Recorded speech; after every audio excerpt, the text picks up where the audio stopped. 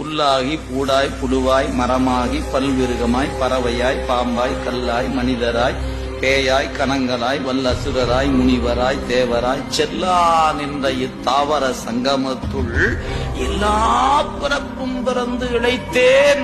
என்னால முடியல பெருமானே, தயவு செய்து என்னை இருந்து கொஞ்சம் வெளியே கொண்டு வாங்கினார்.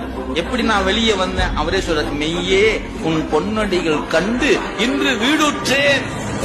தப்பிச்ச கடவுளை, நீ வந்த நிலந்தன் மேல் வந்தருளி நீள் கடல்கள் காட்டி ஞாயிற்கடையாய் கிடந்த அடியேற்கு தாயிற் சிறந்த தயாவான தத்துவனே.